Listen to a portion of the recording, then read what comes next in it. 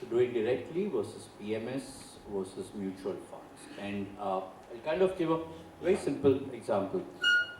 So if I'm in Kochi and if I want to go to say a place, let's look at Bangalore, and if I want to go there are three ways I can do it. One is I can drive, number one, on my own. Now second one is I can take a chauffeur-driven car, that's number two, or I can take a public transport. Now let's look at the pros and cons. So when we are talking about public transport, it's a mutual fund. When we are saying chauffeur-driven car, it's a PMS. And when you are saying I can drive, which means I do it directly. If you have skills and time, both skills and time, do it on your own. But you should have both, and both skills and time is necessary, because then when you're driving on your own, you decide when you want to start, you decide when you want to stop. The accelerator, brake, clutch, steering wheel is in your control, and you concentrate it. So your starting time, your ending time, your stoppages thing is in your control. Do it directly, that's the best option.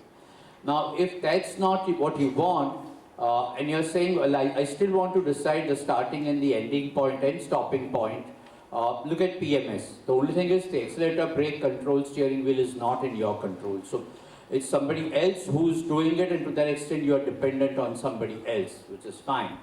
And third is you're saying, no, I don't want any of these things. I'm fine with public transport, which means it's a predefined route. It could be I know there are flights from here to Bangalore, or I can take a train. I think even there's bus service.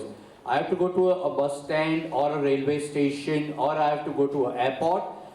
It's a predefined route. There could be predefined stoppages, and based on whatever is the requirement, I pick it up. So if you don't have skills and time, and if you want the benefit of the more number of people investing, so you have professional advice available at a lesser cost, pick up mutual fund.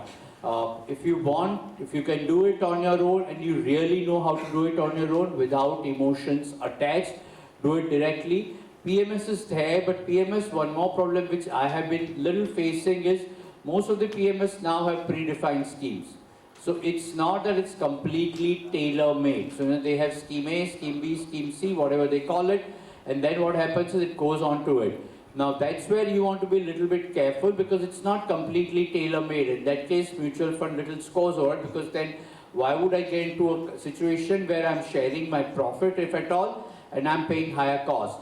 But at the same time, they have generated at times better returns. So take a call based on your skills, your time. It's not one single answer for all.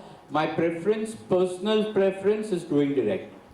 But that will require a lot of efforts. It does not mean seeing television all the time. It does not mean, in fact, looking at television media, and I'm kind of consider myself as part of it, is that continuously looking at TV is injurious to your financial health.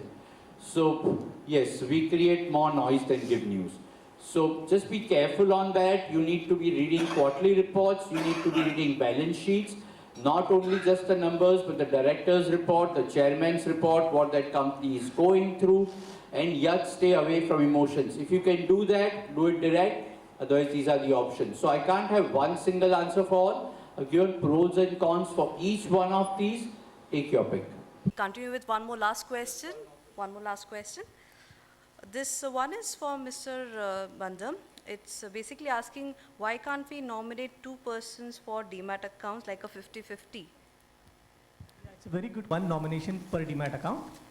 But this issue has been taken up with the regulator, and regulator has seriously looking into it. Very soon we must have guidelines on that. So multiple nominations might be a possibility for a demat account. But one alternative, just to suggest at this point in time, one alternative, there would be more alternatives. One could be one demat account, you can have one nominee of your choice. You can open another demat account and another nominee of your choice. That is one way. And the other one is, a lot of investors also do have the facility of coming out with your own will. Now today, will writing is not something taboo. There are a lot of service providers, and there is something called Easy Will, online will preparation facilities available. So you can make use of this facility. It's a very convenient way of writing your will.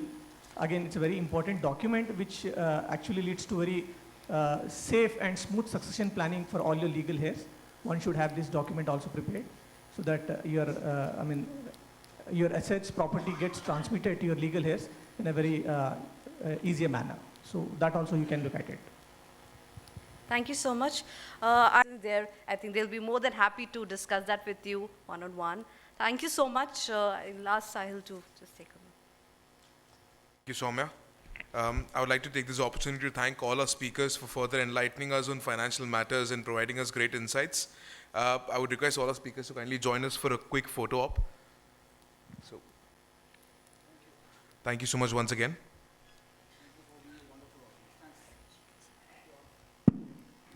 Wonderful audience. Also, I'd like to let you know that our next conference is going to be held on the 3rd of February in Gurgaon.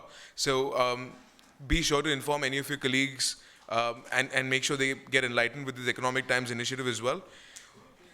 We've served high tea at the back, so kindly take the refreshments on your way out. Thank you so much. You've been a wonderful audience. Thanks again.